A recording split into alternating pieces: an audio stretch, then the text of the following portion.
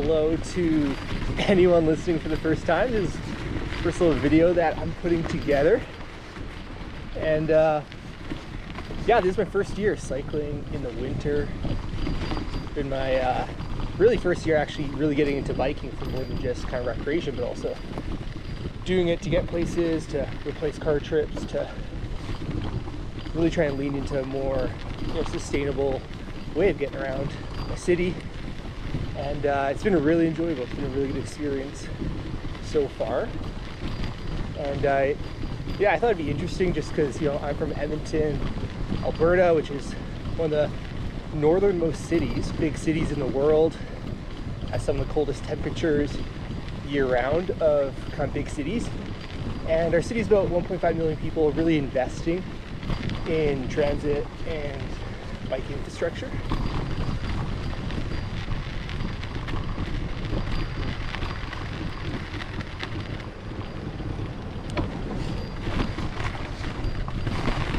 And so yeah, I just thought it'd be interesting to capture some of the experience for both people who live in Edmonton or live in Calgary, anywhere in Canada really that experiences like a similar kind of winter vibe, but then also for other people who just might be interested in what cycling looks like in a winter city, and then also yeah, just in general, people who are passionate about urban cycling and people who love to learn about what biking in different cities looks like, especially in North America here. So right now it's actually quite warm out. This is like awesome. It's been super cold last couple weeks. So today it's like, I think right now it's probably 0 degrees, maybe 1 degree. It's pretty crazy how warm that is here for us at this time of year.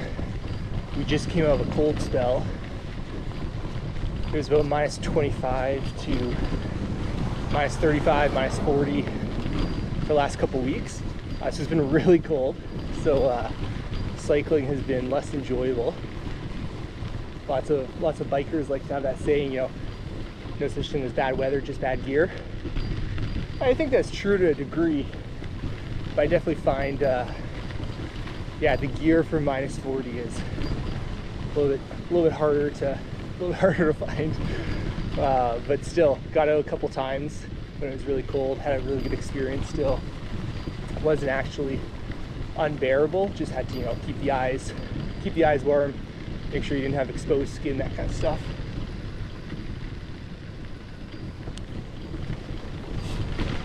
So right now I'm just cutting through my neighborhood.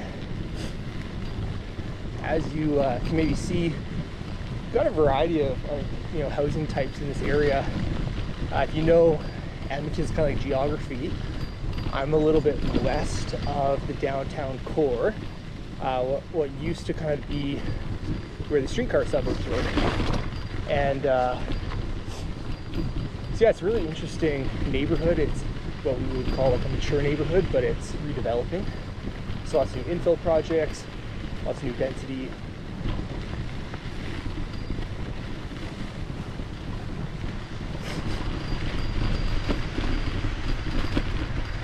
Yeah, as you can see, the road's quite messy today, thanks to the warm temperatures that we've had. So we'll see how this goes. In this part of the city, we don't have a lot of infrastructure for bikes. So I'm just hanging out on the packed snow.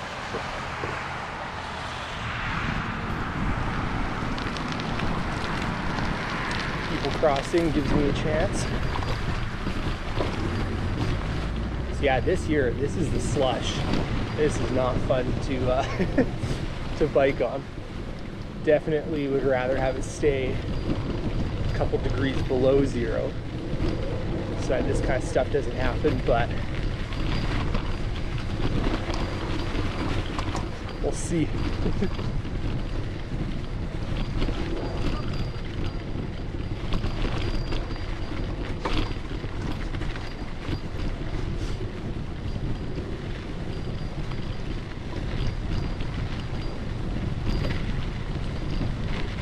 So I'm heading like like I said, I'm just west of kind of like the core of our city, our downtown.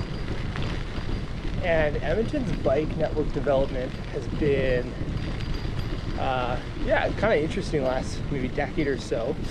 Definitely been, I'd say, like lots of mistakes, lots of learnings from the city about what does work, what doesn't work.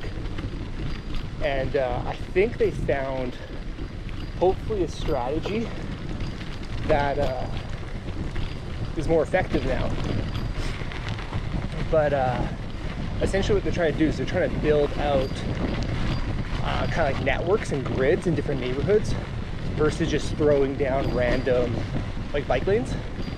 So what that means is they've kind of concentrated their efforts in just a couple of neighborhoods, and they're trying to get, you know, good ridership in those areas before they expand out. So in Edmonton right now, we've got like a downtown grid, and then we have an area called Strathcona that's like south of our downtown across a big river. And that's another kind of like decently busy retail shopping area. Yep. So yeah, so far our city has kind of invested in these bike networks in a couple neighborhoods, and I think they've actually done a pretty good job of them.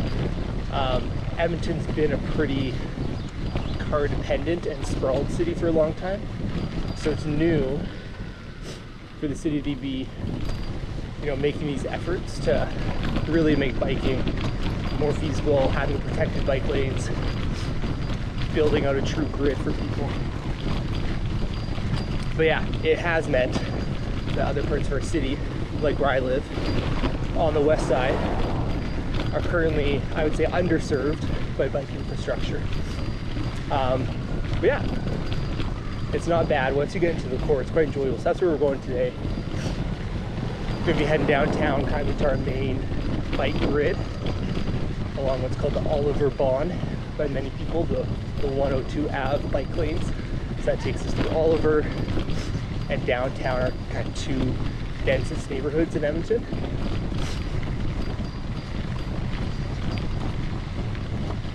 But yeah, I'm really hopeful for this part of the city to see improvements, because we've got what's called the West Valley Line LRT coming through.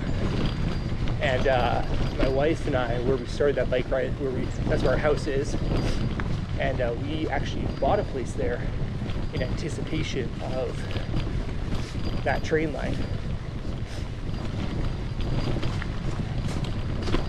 So what we're excited about is in a couple of years we're gonna have a brand new LRT coming right by our doorstep, essentially.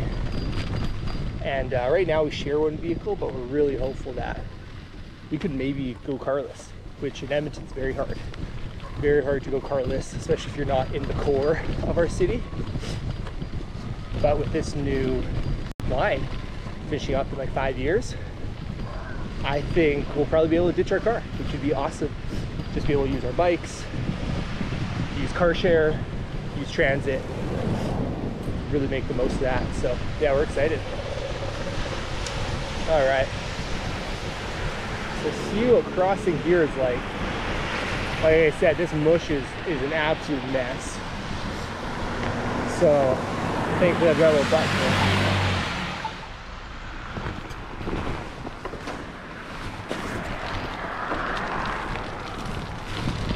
Oh yeah, just great. So yeah, you can see here, you know, disadvantages of not getting these roads cleared has been accumulation of a lot of snow, and now that's melting. It's an absolute mess. So just got this GoPro. Was gonna make a video, it was like -30, but the first battery I got didn't work, so I had to get a new battery. So I missed the super cold temperatures to record for. So now we got the super warm temperatures here. So I guess we're getting a different different experience of winter biking. So see what the conditions are like. I don't know. They've been like plowing some stuff, and oftentimes how they plow certain areas of our city, certain roads, can make it significantly worse for bikers. So areas like this get really messy.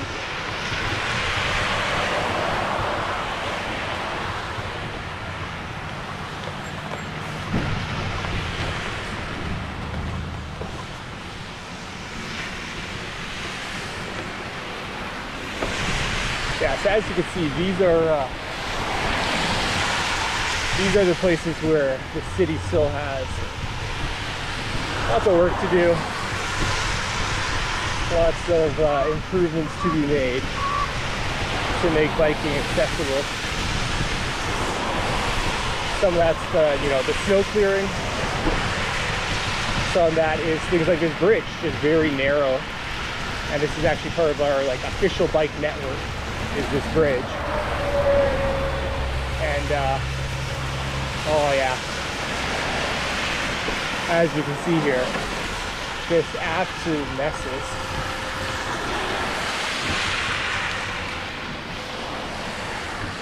Just slush piles. So I don't know, might have to hop on the sidewalk here. Oh yeah, so that's a mess. I don't even know how to ride on the road here. And sadly, this is, as many of you guys would probably know if you're a biker yourself and don't have great infrastructure yet in your city, you gotta jump on sidewalks sometimes just to get by, just to survive certain sections. And this is why it's important, like in Edmonton right now, in the neighborhood I live, the west side, there's a lot of sharrows. And sharrows are not helpful for biking at all, because they essentially just say, hey, here's a road meant for cars, built for cars. But we'll throw a symbol down to say, if you want, you can bike here too, which, should, in a sense, go without saying.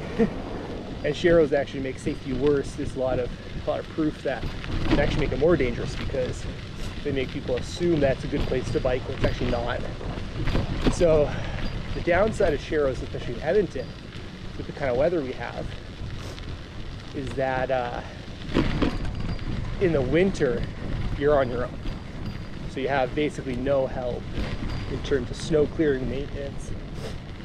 So kind of whatever happens on the road, which cars sometimes even struggle with in Edmonton, with the snow and the slush and the ice, on bikes it's often almost impassable because of smaller tires and two wheels and all that. So it's really important, I think, in cities, and we'll see this when we get downtown, is that if you have well-maintained separated bike lanes, oh, there you go, almost wiped out. If you have well-maintained separated bike lanes, they get cleared. It's so much more accessible. Hey guys. So yeah, when we get downtown, you'll see the separated bike lanes that get cleared from snow, when temperatures like this hit and it's all wet out and snowy and gross, instead of it being a slushy road, it's still a doable bike lane. Just on your left, guys. Thanks.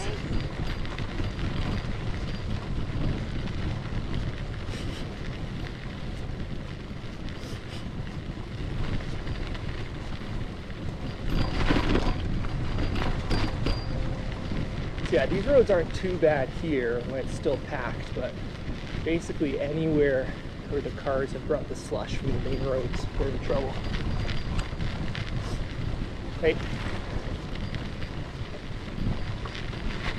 That guy's rocking the, what is it, the pogos are they called? The sleeves for your hands? I bet you those would be, those would probably be helpful in the cold weeks here in Edmonton when it's minus 30, minus 40. I've just got big mitts.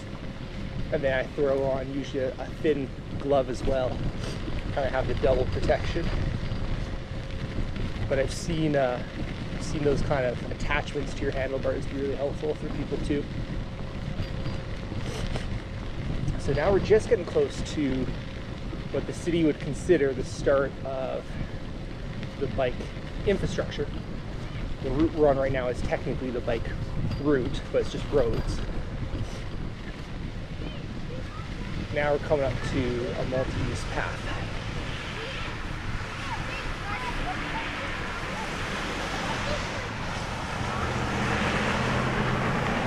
So yeah, this looks like it'll be enjoyable to try and get through.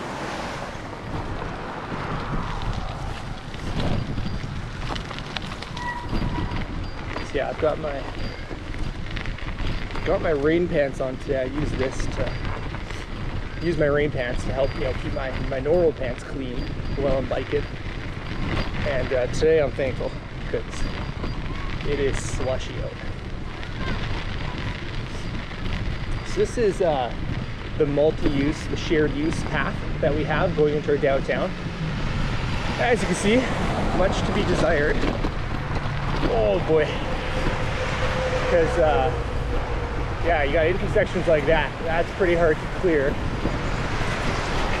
And then actually, I'm surprised. This looks like it hasn't been plowed in like 4 or 5 days. We've had quite a bit of snow last 2 weeks, but like, this is ridiculous. Like, this has got to be, yeah, this is disappointing. I think 2 or 3 days ago, I biked this, and it was pretty bad. It looks like it's more packed down now just because, people walk on it and bike on it. But yeah, it hasn't even been worked on in a couple days. I sent in a request to the city. We have like an app where you can put in requests around snow or whatever. So I guess they don't care. Which is too bad, because this is like our main artery from the west side into downtown, into the core of our city. And usually they're pretty good. Usually they have this cleared within a day or two. So I don't know, like, just like operators have COVID right now and so they're short on staff, or if they're, I don't know what the issue is, but this is bad. So hopefully in the next day or two they get in here and plow this stuff up. Because yeah, this is the kind of stuff where it's like a multi-use path. It's pretty wide. It's not ideal. It's not ideal infrastructure, but it's a step in the right direction. It's giving bikers a space where they don't feel like they have to be on the road.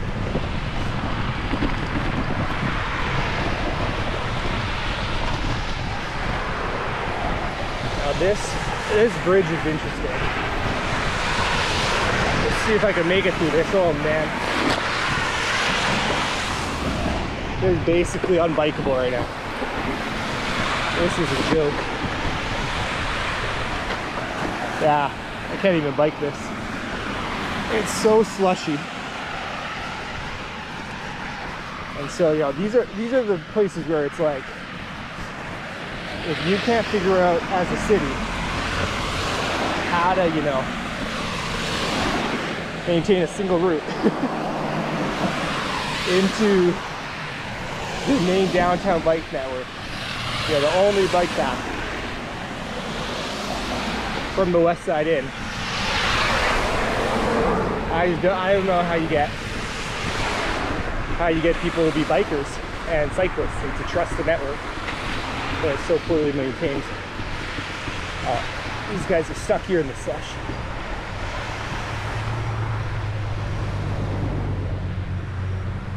Sorry guys. Great day, eh? I don't know if I can help in any way, but let me know if I can.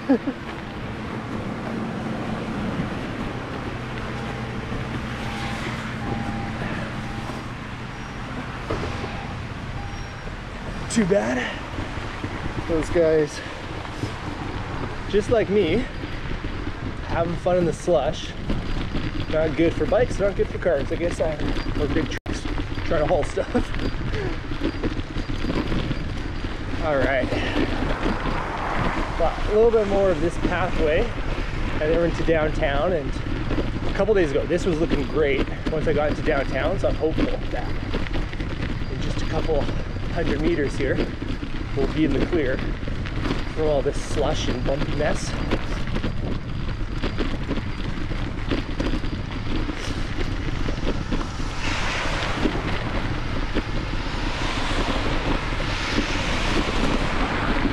I think, like,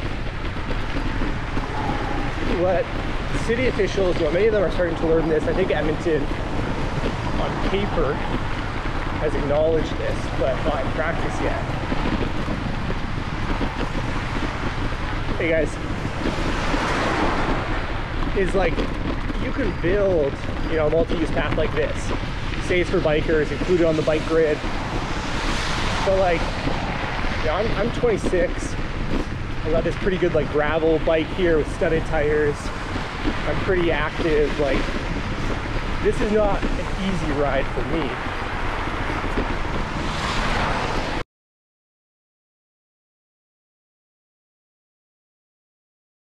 You know, it ain't mountain biking, but it's, you know, you gotta have some good adjustments to stay upright.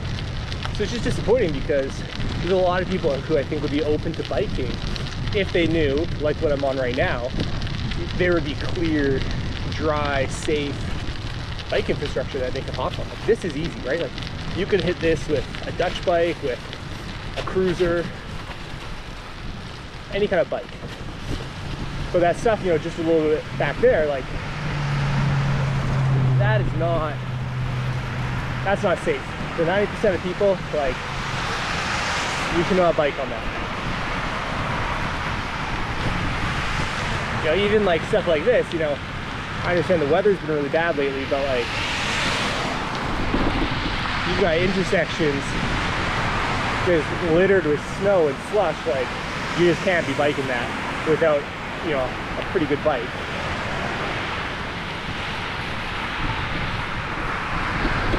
So that's, you know, that's where it's so important to have this, you know, separated bike infrastructure, and then also to, you know, maintain it and keep it clear and build trust that people can bike it each day and not have stuff like this that they have to worry about. Okay, so we're coming into downtown. This is 124th Street. It's right around rush hour, so it's actually going to be pretty busy here for cars and all that.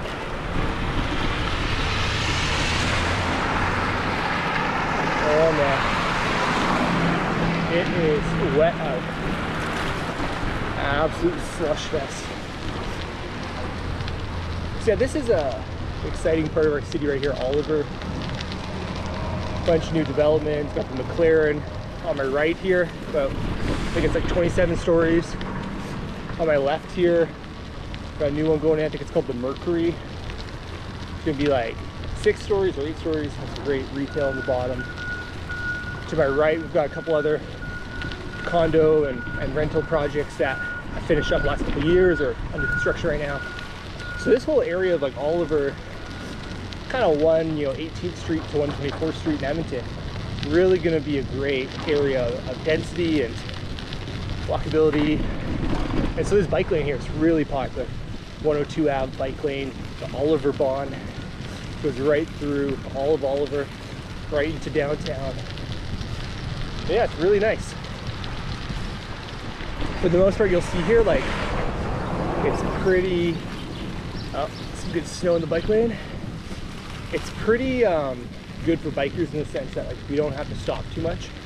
This is like, I think, one of 3 stop signs or stop lights on the whole path.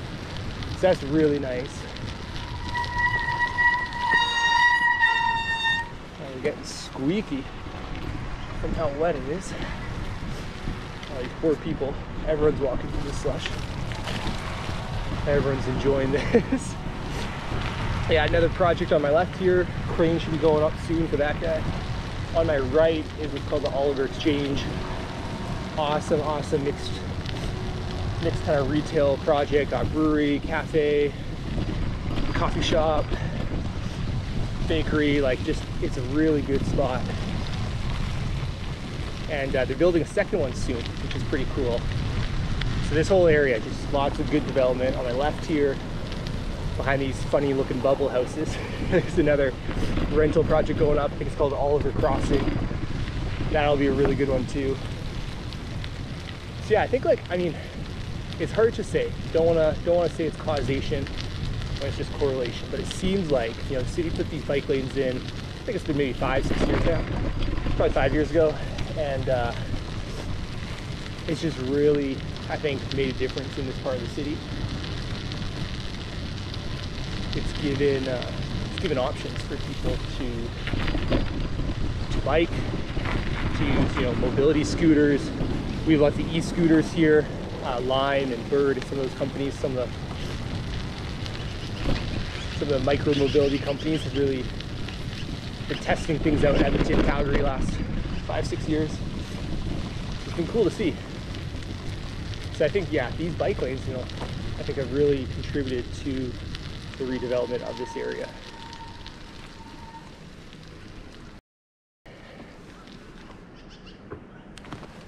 There we go.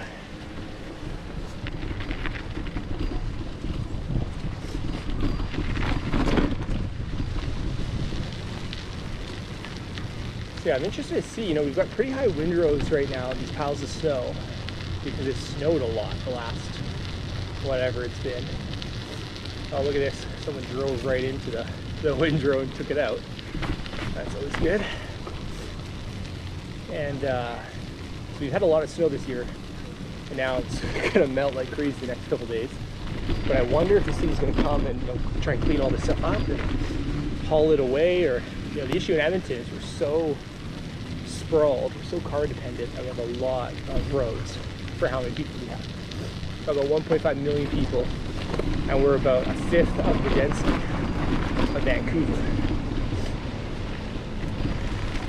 So, you know, a fifth of the density of Vancouver means we got a lot less people to pay for all the, you know, snow clearing and work we're trying to do. Good squeaks. Can kind of rip and go straight, have consistency, not have to stop too much. And then, you know, they kind of reprioritize the roads. Reprioritize the roads going north-south across this bike lane, so that there's kind of, you know, 2 or 3 main places to cross, and then the rest are more community, local roads, pretty low traffic. So yeah, I really appreciate that. I think more of that kind of development is really key.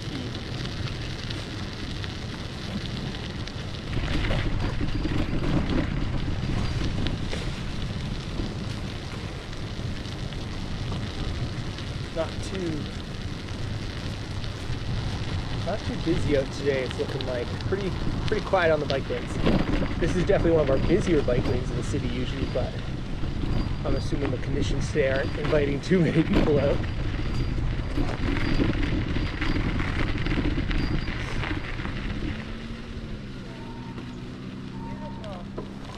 Yeah, good weather, hey?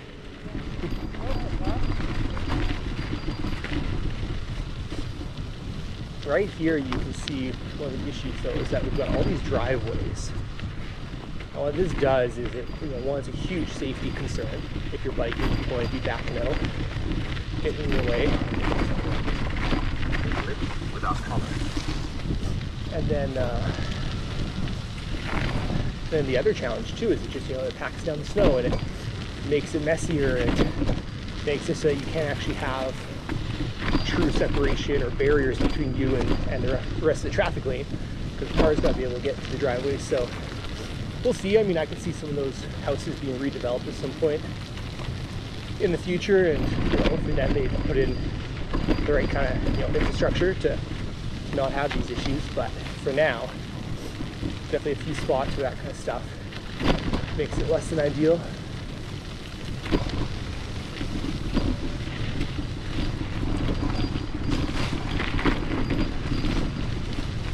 Coming along here. All right, so we're getting close to what's called Railtown.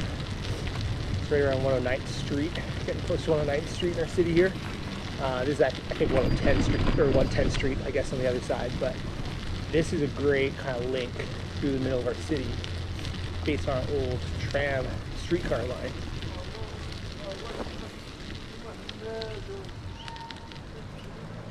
So what's cool about that is, I'll take us across it here.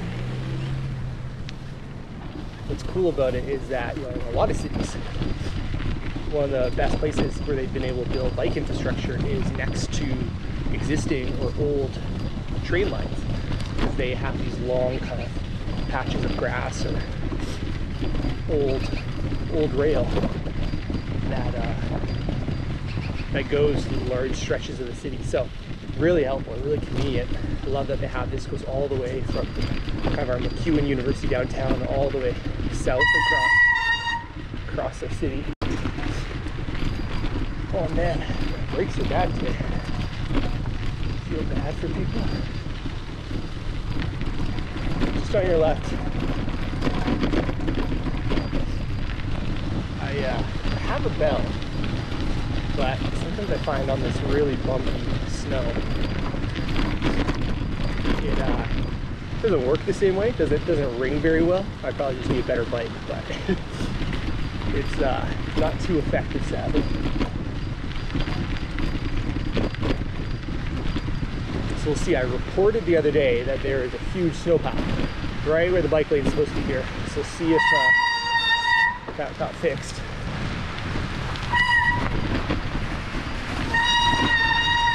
Sure haven't cleared the snow.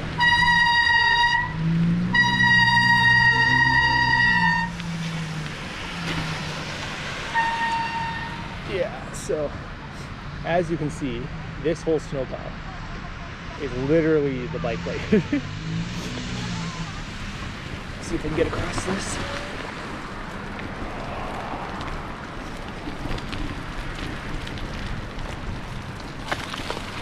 Yeah, what a mess here. This is not ideal. I'm gonna have to clean my bike pretty good after this. So yeah, thankfully they've added this bike lane. This actually wasn't a bike lane last year. Oh, see if I can make it uphill in this slush.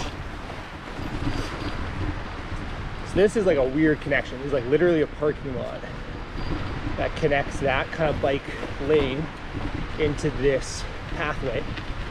And this pathway, again, is part of that kind of like rail line. So it used to cut all the way across Jasper. And they removed a lot of the rail there, so now there's only some left, but they still have this pathway, which is great. But yeah, connections like that, really confusing because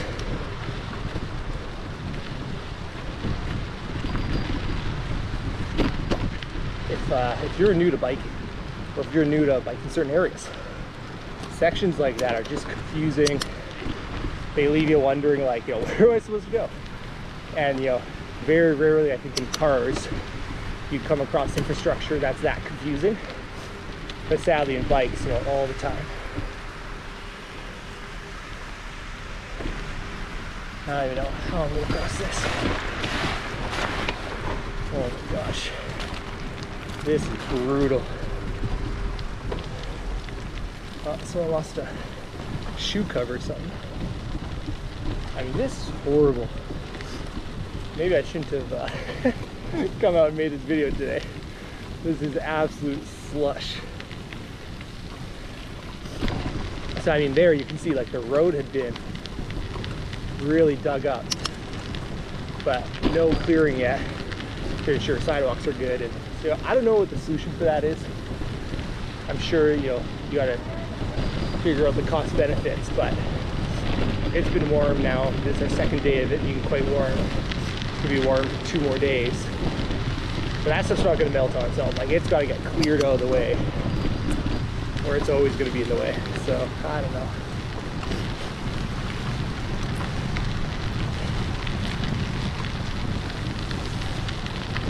So you can see here, there's a great bike path going, you know, all the way down. We're going south here. We're right along 109th Street, our legislature, provincial legislature on the left. So we're heading towards what's called the High Level Bridge. One of our kind of landmarks in the city. People would recognize us for it. It's a really big bridge. Used to have rail on top, cars beneath.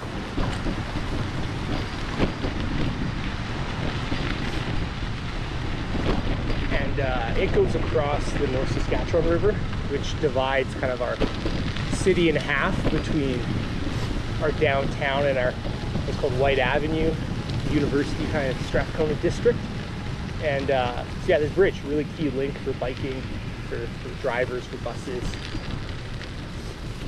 So I biked it a few days ago. It was not great. I'm not looking forward to how it is today. A little nervous, to be honest. see if I can make it.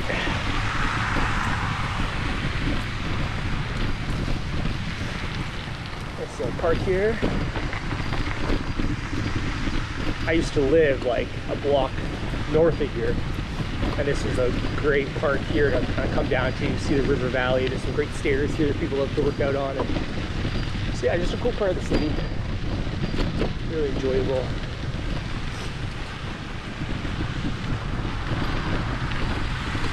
So let's see how this goes.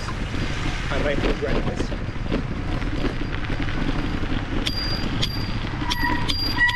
Start your left, guys. Thanks so much. Oh yeah. Yeah. Just a slush mess.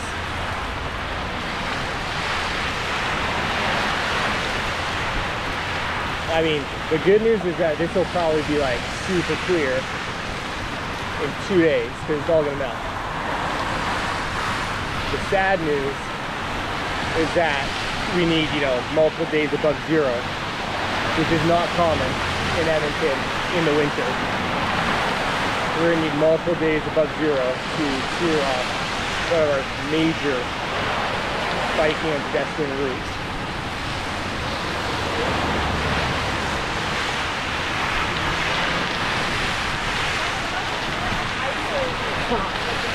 And no one wants to be right next to the road because they got puddles that they're throwing into our area. Oh yeah, I'm getting splashed. Oh boy. Hope no one comes.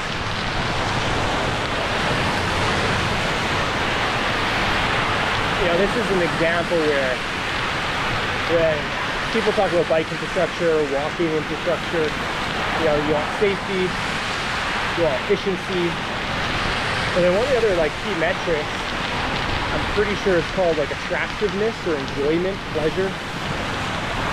And I think like, you know, this is a good example of the whole time you're going across this bridge, you're going, am I going to get absolutely splashed by some big truck hitting a puddle, and it's going to, you know, soak my whole body.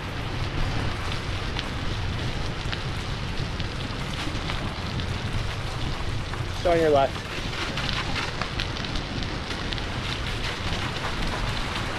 So you know, like, you're trying to intrigue people to cycling and to walking. You can't do this. So on your left.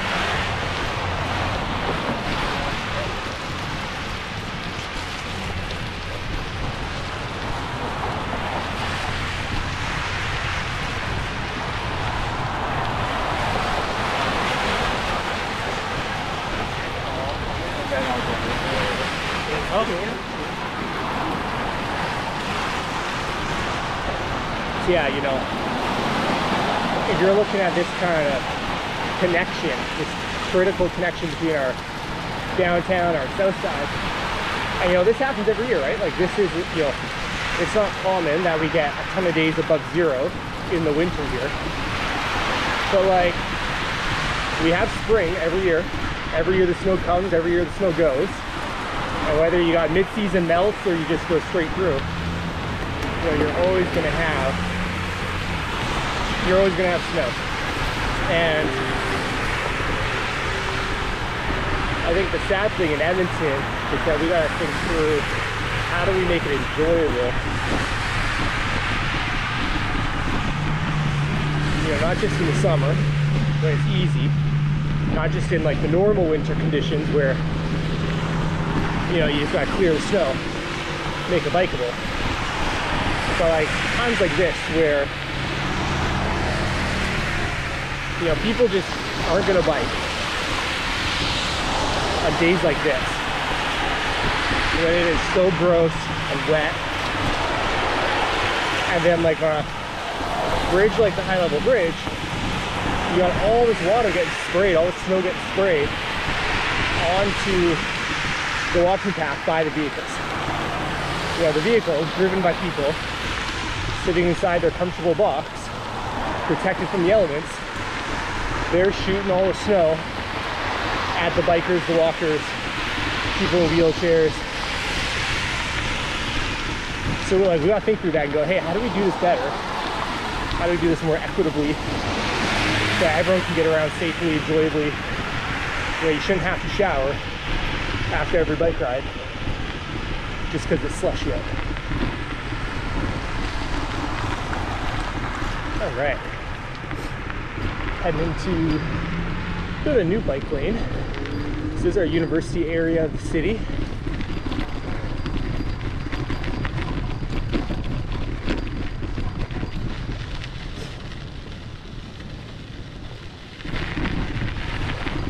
Got the Red Bike, Sugar Bowl, some of the best spots in the city here. Highly recommend. So there's a new little bike lane here. It's interesting. It's one of the raised ones that essentially looks like a sidewalk. I don't know if this is the best way to do the infrastructure because it makes it really confusing.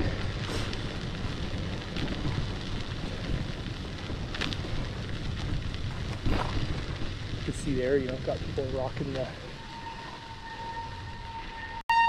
shorts.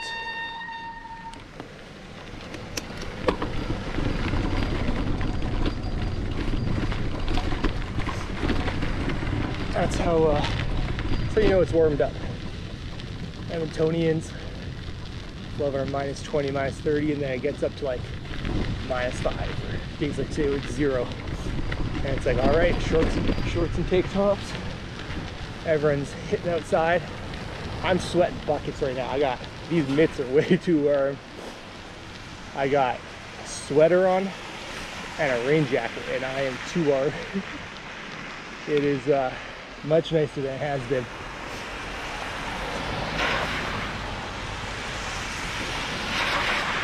But yeah, you know, that bike path I just have to go back there.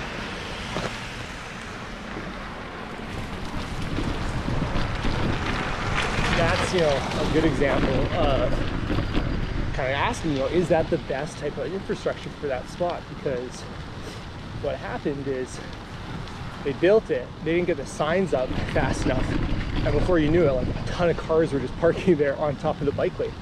And so people looked at it, and I was one of them who like saw it. I didn't park there myself yet, but like first time I saw it, I was going to Sugar Bowl, and I was like, what? Like, is this raised parking? Like, why did they make raised parking? That seems weird. Didn't get it. Turns out, you know, all over Twitter, people are like, why are people parking into a bike lane? And I was like, oh, didn't even know it was a bike lane. And so, you know, obviously the signs, that kind of stuff's gonna help, but doing a raised bike lane like that, I'd love to hear, you know, people got thoughts, people got comments on that. But like, I look at that and go, is this the best type of infrastructure? It's confusing to both bikers and to drivers who aren't sure, you know, what's for them.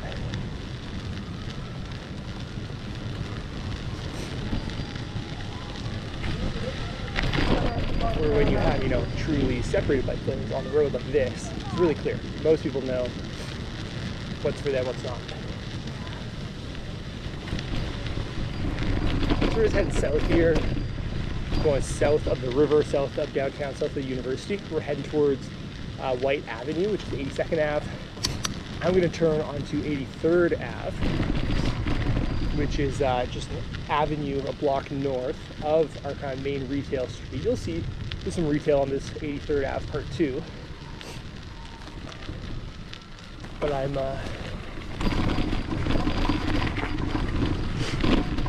yeah, I'm gonna head along here for a bit, and then we'll head back to the high level, go up across the river. Actually, maybe I'll go down to the funicular. Maybe check that out. I think it'd be fun to, I might do a little video on the funicular at some point. Basically like an elevator, goes along the side of one of our river valley edges, helps people get from the bottom up to the top. You know, especially valuable for people with limited mobility, you can't do 80 stairs.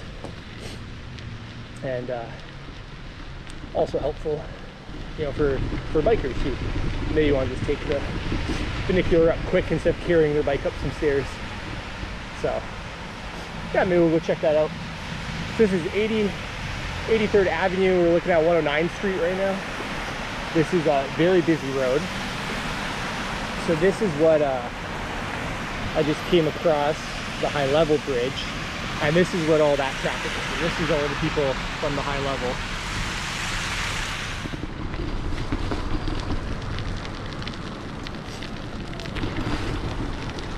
yeah, pretty busy road here, 109. Conditions here though, pretty good. Like, this is great. Hey, like, I'm looking at, this is the bike lane. It's got separated. You can see where the snow is. That's kind of like where they got the concrete barrier.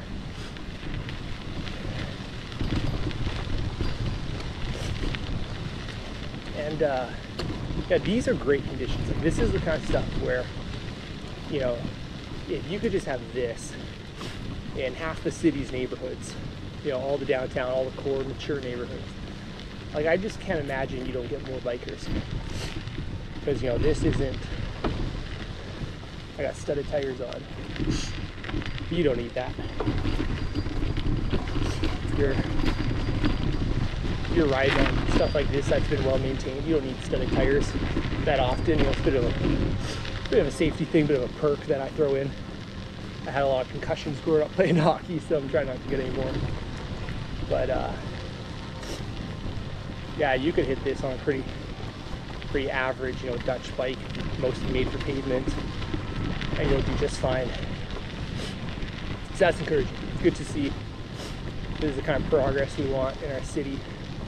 What's cool about this area is that this connects, so I'm heading east right now, this connects the university to all of kind of the Strathcona area, heading towards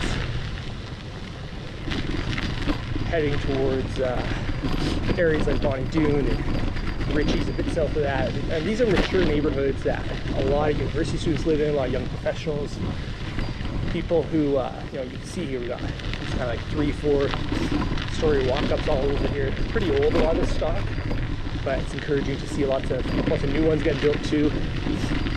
And so these are really enjoyable neighborhoods, lots of young people, maybe couples who don't have kids, or even like young families love to come here, still be close to the action. So good to see bike lanes in areas like this, help people get to university, get to work, get to school.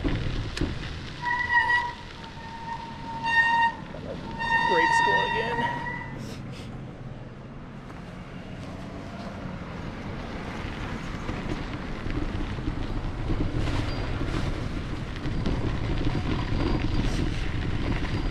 All right, heading along here. I think at some point I might do a video, because I love the discussion on Twitter or something like that, see if we can get it going.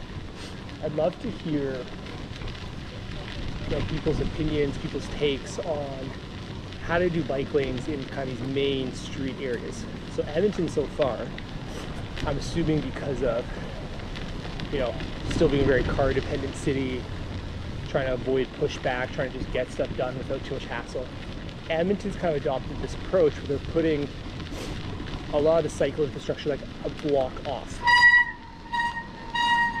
So like a block north or a block south, or a block over from the main streets, because the main streets are busy. You know, White Avenue, Jasper Ave, 109th Street, they're all busy roads. And so instead of taking away a lane of traffic for cars or parking or whatever, they're saying, hey, let's just build it on these like roads that are less busy right next to them. And so I don't know, like, I see benefits, disadvantages to that. From, you know, one perspective, makes it more enjoyable, less busy, breathe in, less fumes. At another point though, you're like, well, now I can't see the businesses, now I can't see what's on the main street. I have to kind of know and come at it from the backside, sneak over to it. And, you know, sadly, I think it's kind of catering to car culture by going, oh, we can't take away anything from cars. We have to keep the cars happy. Bikers, you know, second class when it comes to transportation. I get it. Way less bikers than too many drivers. I get it. But we're not going to get bikers if we don't make some changes. This is kind of our theater district here. We've got the Fringe Theater, Barscona Theater, Strathcona Market. Might be surprised to know that this is actually a bike lane, but you really can't tell it's a bike lane because there's being basically no marker and no clearing, no signage. So kind of crazy, but apparently it's a bike lane. Alrighty, so I'm gonna head north here.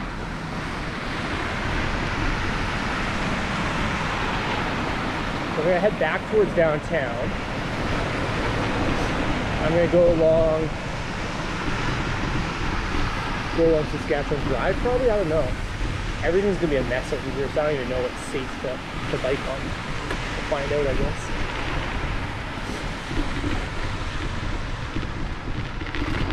Just on your left.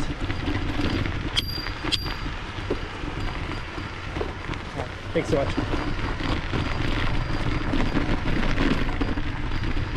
So this is bike path. We'll see how it's doing. Looks like it maybe got cleared at some point. So I'm hopeful. We'll see. We'll see how far it got cleared. I might end up in a slush mess again here soon. I biked this a couple days ago and it was not looking pretty, but it looks better now, so I'm hopeful. See how it goes. So yeah, as I was saying, you know, with Whyte Ave, like I'm interested to see if in the future Edmonton will start building on main roads bike infrastructure, or now that they've already got all these bike lanes like right off the main roads, is there a need on the main roads to put it? That's kind of like the challenge, is once you've done it, you probably don't need to double up. So what's the solution?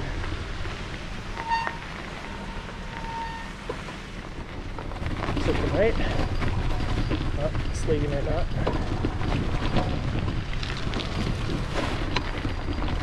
There we go. Wasn't even looking, but thankfully she saw me last second. So yeah, this is a really interesting bike path here, multi-use path. I don't know if you can see some of these houses here. We got like a big mix along the side of, turn my camera. Big mix of like older houses, small houses, infill houses, older ones. So it's a really interesting area, kind of redeveloping, getting new young families in. And so this is that same pathway that I was on earlier downtown. That's like along this rail line. So you can see right here, the overhead wires. So this is what's called the Edmonton streetcar.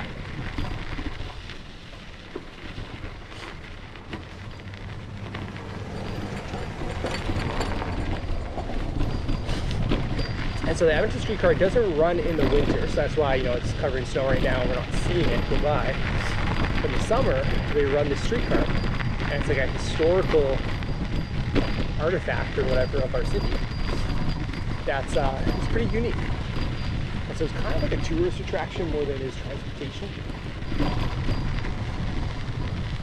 Just on your left. Thanks so much. So yeah, it's interesting because, you know, it's like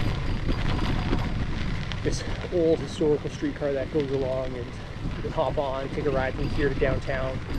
Kind of connects our two main parts of our city in terms of residential and commercial. And yeah, got a nice little bike path all along it, which is helpful.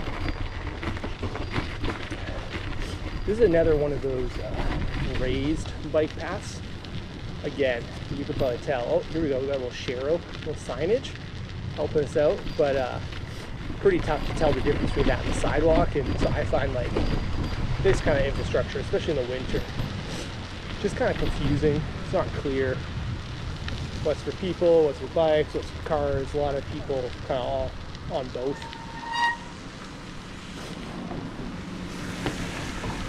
I'm supposed to cut across here, I'm pretty sure.